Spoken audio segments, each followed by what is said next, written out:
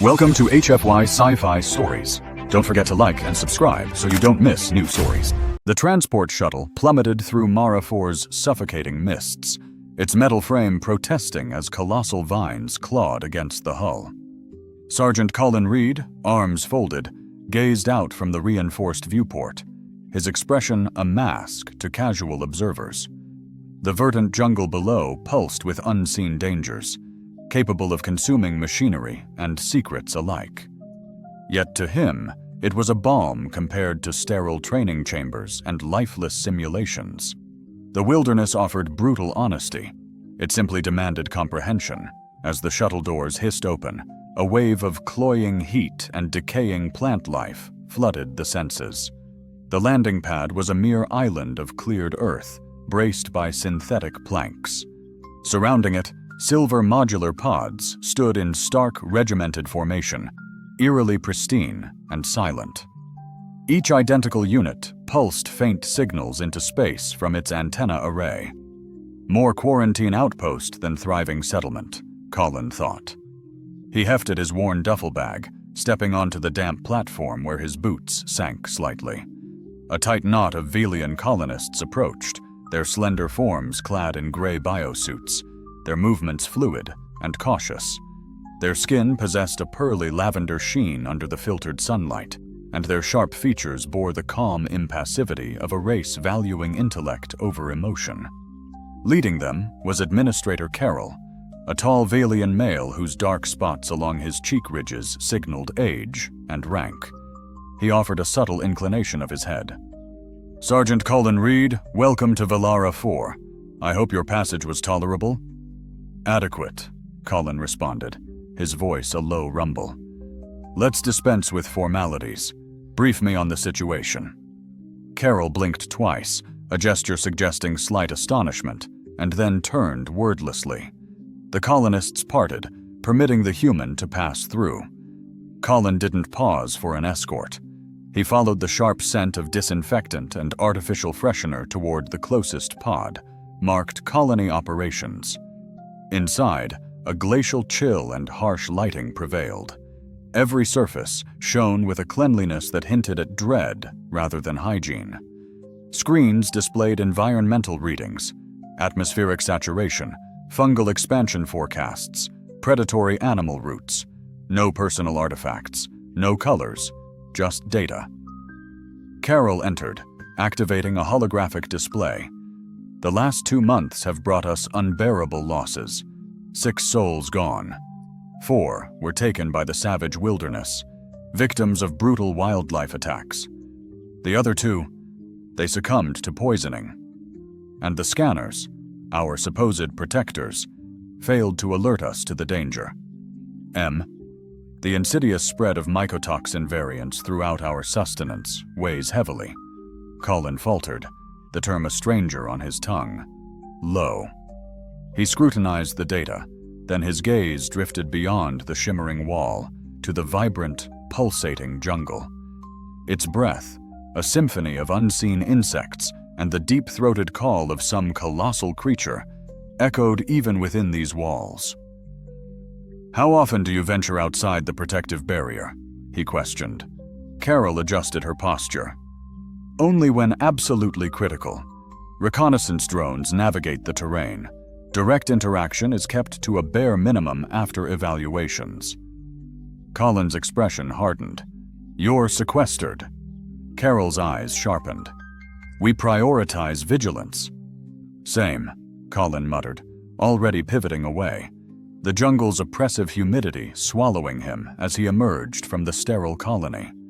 Life throbbed all around, indifferent to their fragile haven. He headed toward the shimmering energy barrier of the outer gate, their concept of safety. Pausing, his gaze swept the dense canopy, locking with 2 luminous, unwavering eyes in the shadows. Back at the pods, colonists observed him, fear etched on their faces, a silent, accepted order. Ignoring his assigned pod, Colin crossed the open space to a sheltered spot beneath a leaning ridge tree. The earth was cool, yielding, familiar.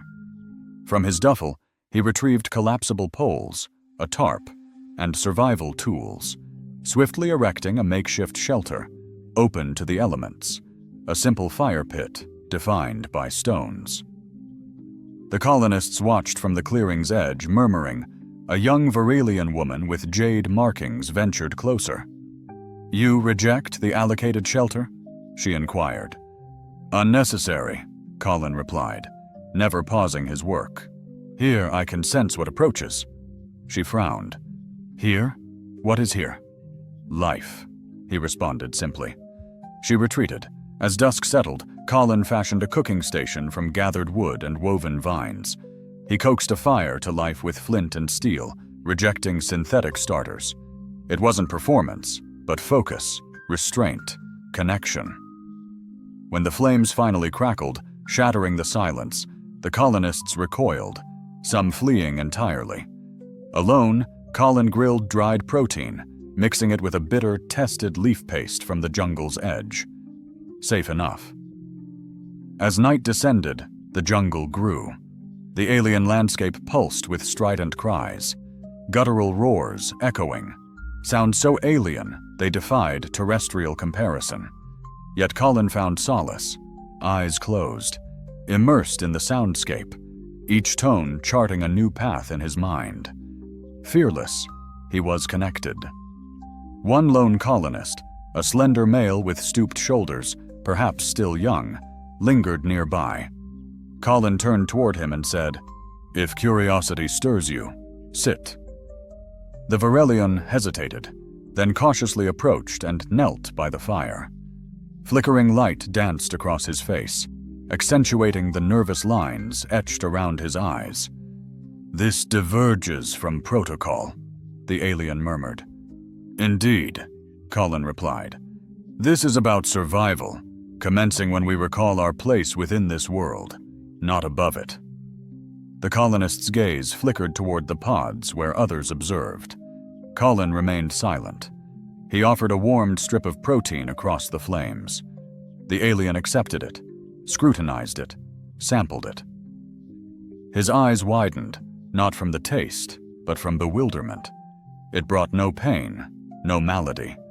By dawn's arrival, 4 more had gathered, some bearing tools, others laden with inquiries. Colin neither greeted nor rebuffed them.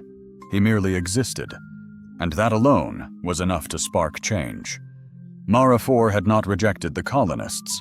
It was waiting for them to listen, and Colin Reed seemed the only one remembering how. As the second morning broke, the colony's pulse began to shift noticeably. The sterile stillness once enveloping the pods was now filled with cautious curiosity. As Sergeant Colin Reed rose at dawn, rekindling the embers from the previous night's fire, 6 colonists stood some distance away, observing and hesitating. No words passed between them, yet their presence resonated. He offered no greeting, but reached into his pack, extracted a short field knife, and ventured toward the jungle. The young male who had sampled the protein the evening before, whose name Colin now knew was Ecker, followed at a measured pace, his gait stilted, unnatural, as if his limbs were unaccustomed to the rugged terrain. Colin pressed on, the vines caressing his boots, the undergrowth whispering a greeting as he passed. Reaching a fern as large as a dining canopy, he stopped, knelt, and tapped the soil with the back of his blade. "Can you perceive that?" he inquired without turning. Ecker leaned forward, unsure. "It is damp," he offered. "More than damp. There is mold." Colin scooped up a handful of the topsoil, rubbed it between his fingers, and flicked it away. "This area is unfit. The roots are rotting. Consume anything from here and your insides will be twisted out in hours." Ecker's eyelids flickered. The scanners before him declared, their data an undeniable truth, revealing. "Declaring this entire zone neutral? That's your fundamental error," Colin stated, his voice laced with conviction. "Scanners offer mere abstractions, they aren't eyes. The wild speaks volumes, not bullet points." Ecker started to retort, thought better of it, and instead mirrored Colin's actions, kneeling beside him. Colin didn't lecture. He showed. He peeled bark from a nearby tree, sliced open a swollen pod releasing golden sap, and dabbed the liquid with a strip of fabric. Even rain won't kill its fire, Colin explained. But bees despise it, so keep it clear of your shelter. Ecker nodded, absorbing the lesson. By noon, more colonists emerged from their metallic cocoons. Colin noticed a subtle shift in their bearing, a softening of their rigid composure. He returned to the clearing, hauling thick vines coiled around his shoulders. He tossed them near the fire pit and gestured generally. These vines weep when twisted. Dinner for the first to decipher it. A young Valian woman with shimmering silver limbs hesitantly stepped forward. Mina, she whispered shyly. She examined the vines, knelt, and squeezed one between her fingers. Moisture beaded on its surface. She sniffed, a delicate wrinkle forming on her nose. Sour, possibly a mild acidic defense against predators, she suggested softly. Colin beamed. Correct. It's also an antiseptic, and braided correctly, will hold an incredible weight. He began slicing the vines, teaching a simple netting weave.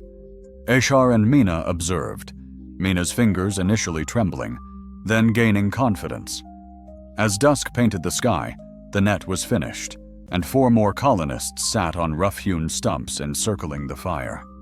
As true night fell, Colin sparked a flame with the sap-soaked cloth and his blade. The fire flared, burning much brighter than the pod's cold, artificial light. The colonists squinted, their eyes unfamiliar with the raw intensity. Slowly, however, they adapted. The flames danced across their alien faces, casting strange, animated shadows on the metal husks behind them. Colin removed a small pot from his pack, filling it with water from a filtered bladder, and adding a mix of roots and dried rations. An unfamiliar, smoky, sharp scent filled the air, and several noses twitched curiously. He stirred the pot slowly, then spoke, his words drifting with memory rather than command. Once I was lost and terrified in the southern expanse, he said, his voice laced with vulnerability. Storm season.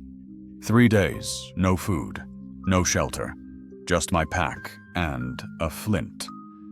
I found a fruit that looked like a strange orange, smelled. The sharp, cool taste of mint exploded on my tongue, then darkness swallowed me whole for 6 long hours. I awoke to a nightmare. A bird, colossal as a wolf, tearing at my boots. Colonists watched, some frozen, others blinking, caught between laughter and terror. What in the stars did you do?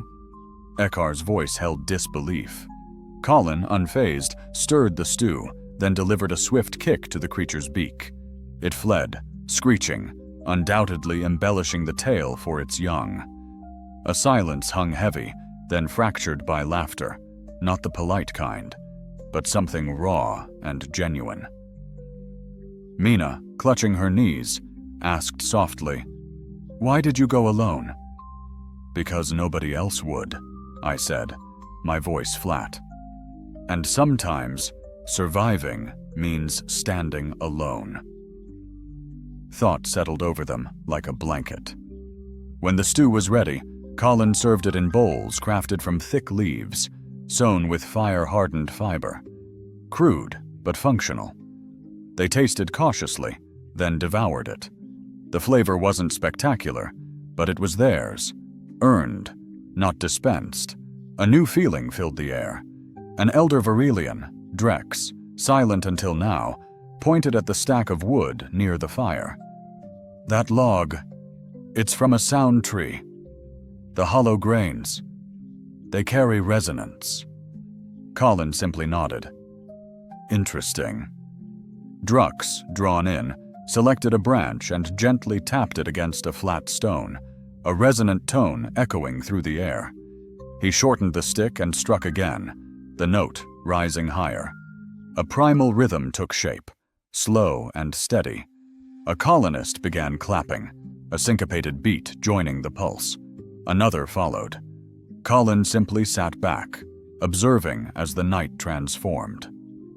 The stars punched holes in the humid sky, The jungle's symphony enveloped them. The fire's glow intensified, becoming more than warmth and light. It was an anchor. Colin scanned the faces before him, no longer seeing trainees but survivors. Stirring from a long sleep, Eckhar finally spoke, breaking the spell. "Sergeant, when you depart, what becomes of this?" Colin paused, feeding another log to the fire, mesmerized by the rising sparks. "That," he said, his voice soft, "hinges on what you carry within you." Eckhar nodded slowly, while Mina's eyes were fixed on the flames. Drux held the branch, no longer a mere tool, but an instrument of connection. That night, the pods remained empty. They drifted to sleep by the fire, some upright, some huddled against the earth. Colin lingered, listening to the jungle's hushed whispers, as he always did.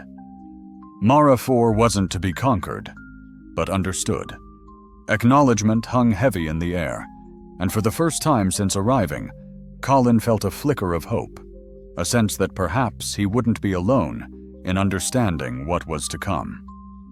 The mist, heavier than ever before, had swept in with the early dawn, cloaking the clearing in a soft, shimmering veil that muted the world's vibrant hues and swallowed its sounds. The fire, now just glowing embers, held little warmth, and the colonists stirred sluggishly beneath their thermal sheets. Sergeant Colin Reed, however, was already alert, his gaze fixed on the tree line, the edge of the jungle. Its chaos held a rhythm now subtly, disturbingly altered. He rose slowly, adjusting the strap of his utility knife. Behind him, Mina stretched, blinking mist from her eyes, her voice still thick with sleep. "Something wrong, Colin?" He didn't immediately respond, instead dropping to crouch, pressing his fingers into the damp soil, and inhaling deeply. The air carried a sour, decaying scent, laced with an unfamiliar floral note. Something had transpired overnight. He turned his head slightly, speaking softly. "Where's Tellen?" Mina's eyes widened, quickly searching the figures huddled around the fire. Drux was there. Eckhar sat rubbing his eyes. Others were slowly rising, but Tellen, the youngest, was absent. Colin rose to his full height, his voice hardening. "Who saw him last?" Eckhar stumbled to his feet. He said he was going to collect bark north of the stream at dawn for the net project. Colin acted instantly. "How long ago?" Eckar's face clouded with uncertainty. "An hour, maybe more." Colin grabbed his pack, slinging it over his shoulder, and moved towards the dark opening in the jungle. "Wait!" Mina called, her voice laced with concern. "Shouldn't we send a drone?" "No time," he replied, his voice tight, not breaking stride. "He's a kid. He doesn't understand the jungle. Every minute counts." The mist intensified as he plunged into the dense undergrowth. The vegetation here was ancient, untamed. Closer to the camp, the colonists kept the jungle at bay, but here, it was wild and unforgiving, a treacherous landscape of hidden swamps beneath tangled roots. He followed subtle impressions in the moss, faint signs of small feet. Colin crouched often, studying the bent leaves, the angle of broken stems. Tellen had walked here alone, and now he was missing. The soundscape shifted, insects fading to the sounds of croaking and distant splashing. Here, the birds were silent. Only the deep thrum of territorial creatures echoed beneath the hum. At first glance, the swamp pulsed with a watchful life. Then, just before the stream curved, Colin spotted the initial clue, a torn scrap of Tellen's supply wrap snagged on a thorny vine, fluttering weakly. Closer to the water, a deep heel print marred the mud, followed by 3 long, telltale drag marks. He knelt, studying them intently. "He slipped," he murmured, a knot forming in his stomach. The trail vanished at the edge of a wide, black pool, its surface glazed with oily green film and darting silver insects. An unsettling silence hung in the air. Colin circled the water's edge, his gaze sweeping over trampled reeds, upturned leaves, even the unnerving stillness of the trees overhead. Then he saw it. A subtle disturbance on the far bank, a faint ripple betraying something lurking beneath the surface. Moving with newfound urgency, he trod silently, his boots sinking slightly, each step measured to avoid sudden movement. The ripple led to a partially submerged log. Sprawled across it, half-conscious and deathly pale, was Tellen. "Tellen!" Colin's voice was a low, steady command. "Hold still." Tellen weakly lifted his head. His eyes glazed over. A faint green tinge colored his skin, and his breathing was shallow and labored. Colin's heart constricted. Spores, he realized, a chilling word. Hallucinogenic exposure. He reached into his side pouch, retrieved a filter mask and canister, and cautiously approached the boy. A nauseating stench of fermented vegetation and blossoming fungi permeated the air around the log. Tellen had stumbled into a dense pocket of airborne spores, likely undetectable to the colony's standard scanners. Colin gently secured the mask over Tellen's face, ensuring a tight seal, then carefully hoisted him into a fireman's carry. The boy groaned, mumbling incoherently. "You're going to be all right," Colin reassured him softly. "You got caught, but you're not finished." He wheeled around, starting his difficult journey back, pushing onward as swiftly as the treacherous landscape would allow. The bog resisted any urgency, and twice he paused, cautiously testing the ground ahead with his staff. Once a sinuous vine, deceptively alive, sluggishly reached for his leg. He sliced it free with a swift motion, his pace unbroken. Finally, the clearing emerged into sight. A small group waited anxiously at the perimeter. Ecker surged forward the instant he saw Tellen's inert form draped across Colin's shoulders. "He lives!" Ecker cried out, his voice filled with desperate hope. Colin only nodded, continuing until he reached the crackling fire. Carefully, he lowered Tellen onto the blanket Mina had swiftly prepared. She pulled away the filter mask. "He's stabilizing," Colin announced, his voice weary. "The spores should be purged from his system by nightfall, but his mind will remain vulnerable for some time." Mina knelt, her gaze tender as she clasped Tellen's hand. "We genuinely believed he aspired to join our inner circle."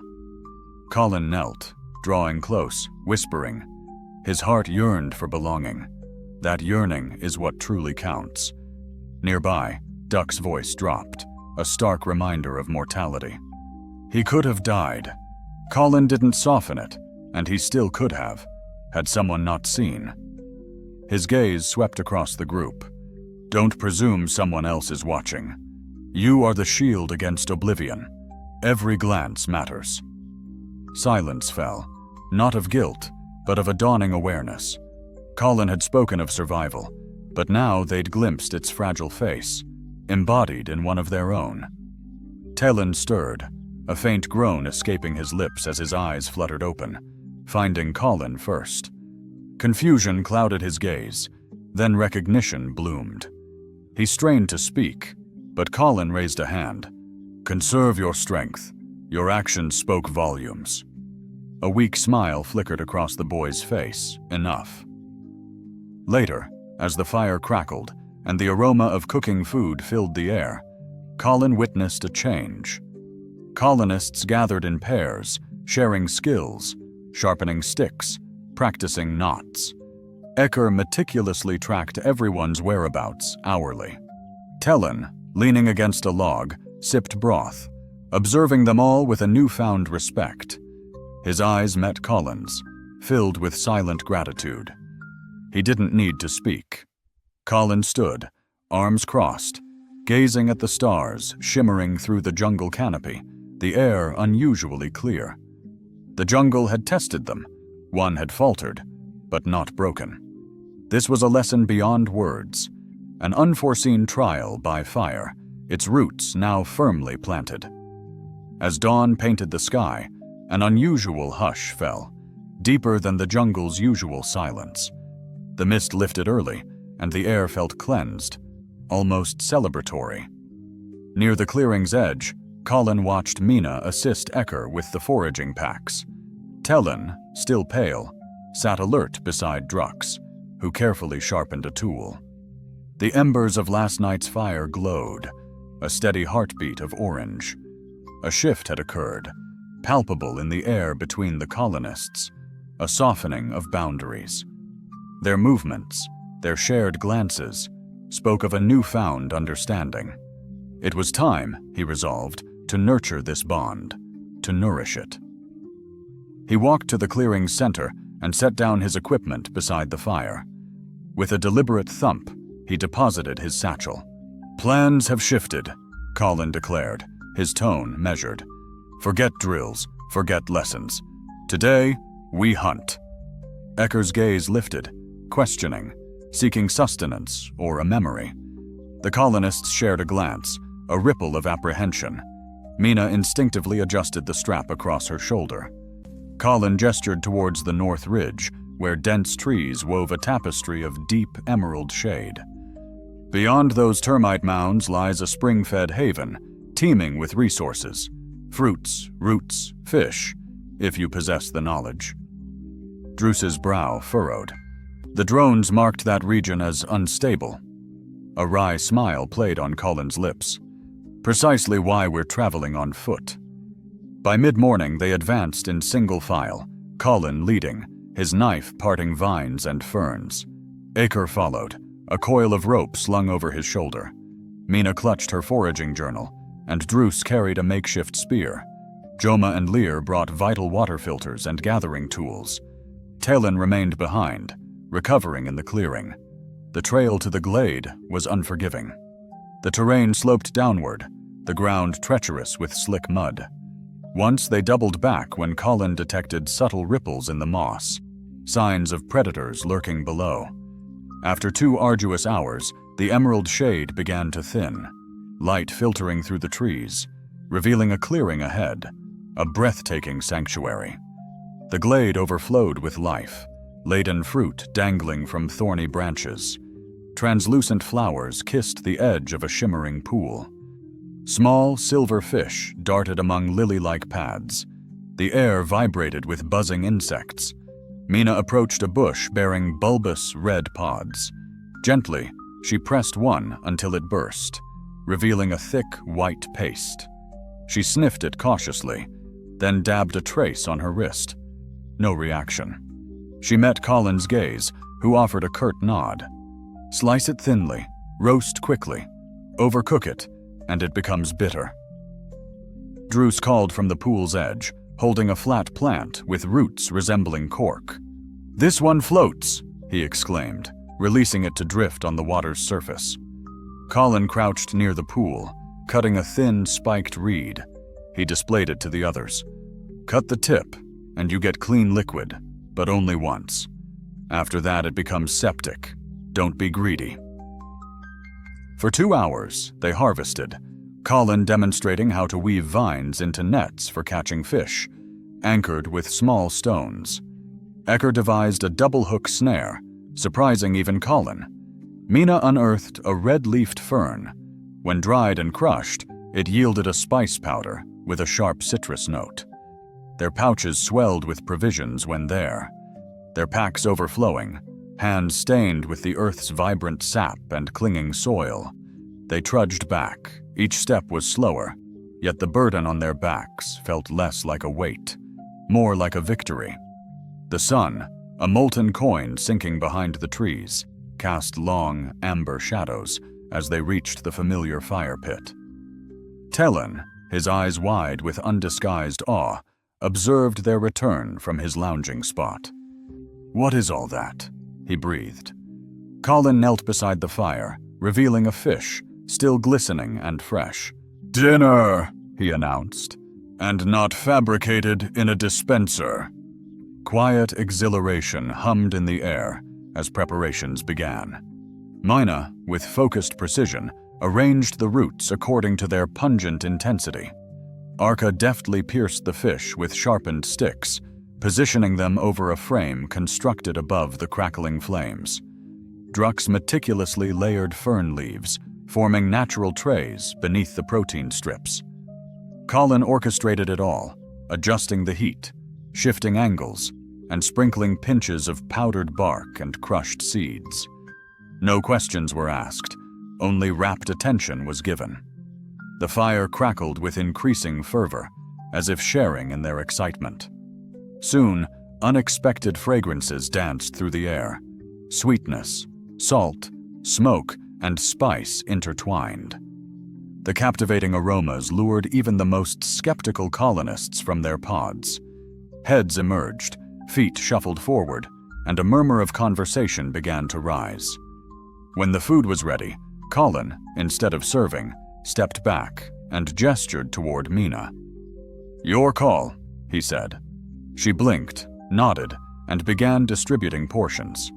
Arca helped, Drux followed with drinks, and even Tellin slowly rose to accept a plate. There were no tables, no utensils, only the fire's warmth, the alluring scents, and a sense of communal joy. Colin, cross-legged, finally allowed himself a taste. The fish was delicate, flaky, perfectly complemented by the fern powder's sharp bite, and the root's smooth earthiness. He chewed slowly, observing the others. Mina was laughing, not her usual soft chuckle, but a full-bodied, unrestrained laugh, her head tilted back. Ecker patiently showed Tellin the art of balancing the skewer to prevent drips. Lair hummed contentedly, rocking on his heels. Drux, normally composed and still, stood with his eyes half closed, chewing thoughtfully, like a person unearthing a long-forgotten memory. Colin let the fire's heat seep into his chest and continued to savor his meal. Later, as dusk deepened and stars pierced the canopy's gaps, someone produced a simple flute. It was rough, imperfect, crafted from a hollow stalk with uneven holes. But its song held a raw, unfiltered honesty. Others clapped. Someone began tapping on a log, and a beat emerged.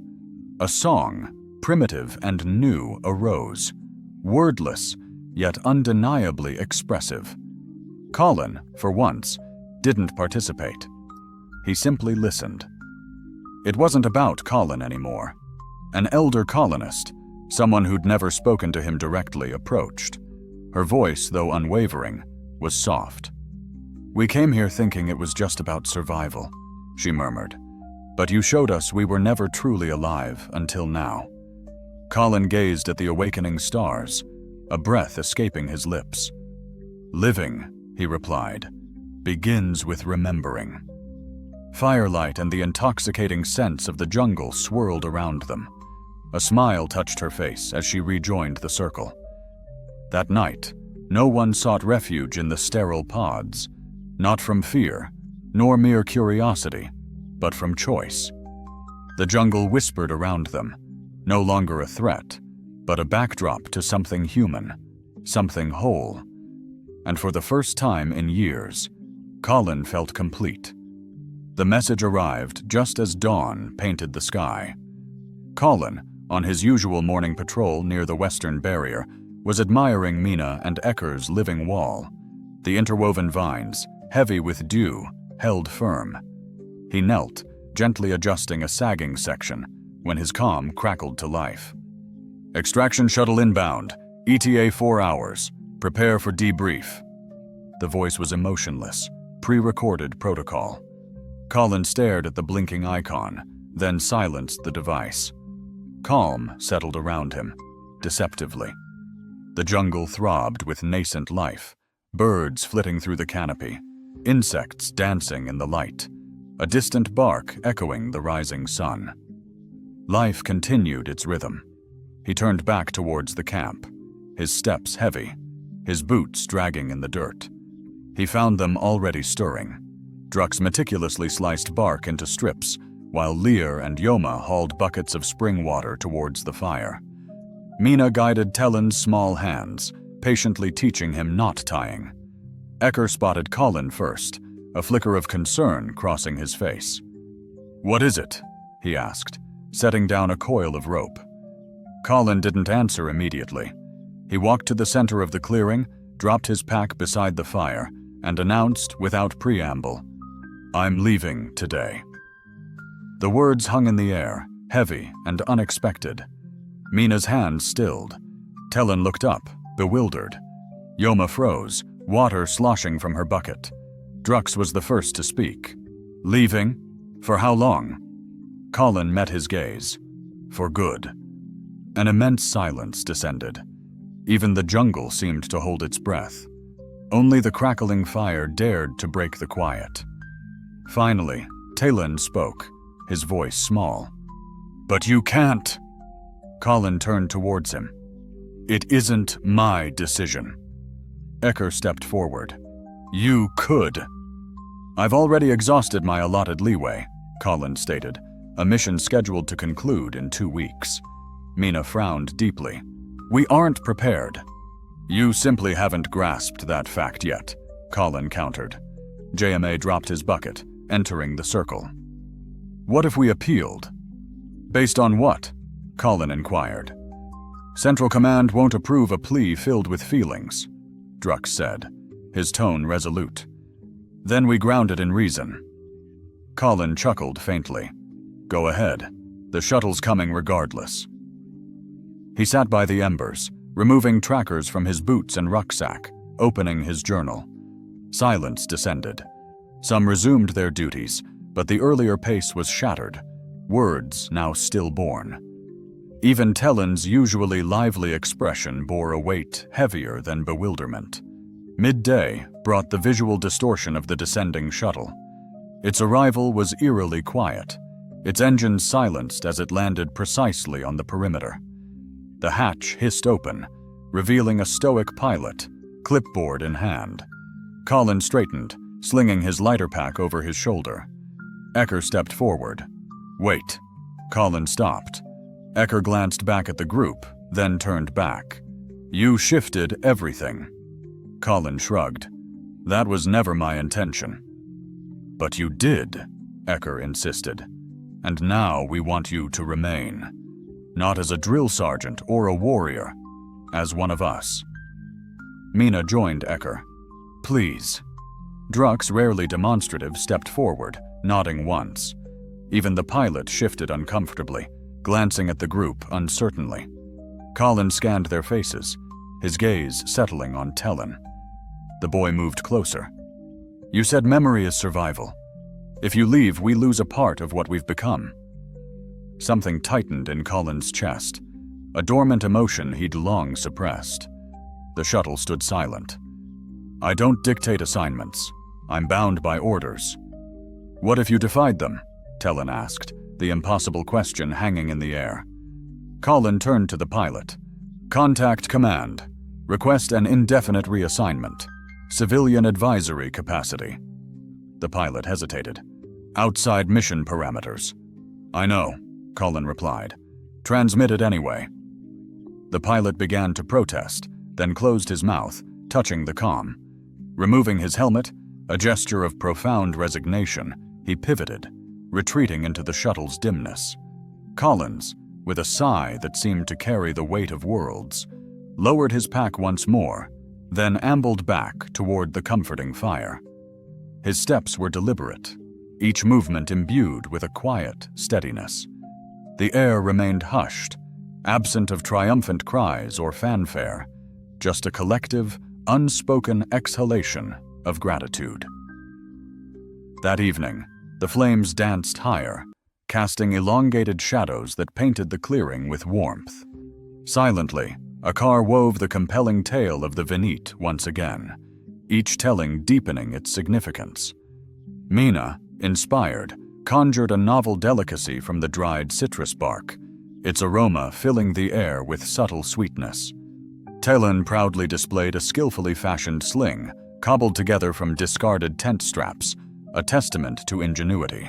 Nearby, Druggs chanted a low, resonant drone as he meticulously polished a carved walking stick, its purpose not practical, but deeply sentimental. Colin lingered on the periphery, observing the others not with the discerning eye of a commander, but with an undefinable emotion that ran far deeper. Images of future deployments flickered in his mind, the faces of distant officials awaiting reports, the looming shadow of the next assignment. But these thoughts were fleeting, replaced by the vibrant reality of this jungle, the mesmerizing firelight, and this newly forged community that had finally begun to find its rhythm. The words remained unsaid, yet they echoed in his heart. His choice had solidified the instant he turned from the shuttle. Mara 4 was no longer an assignment, a desolate outpost, but something far more profound, a sanctuary he could call home.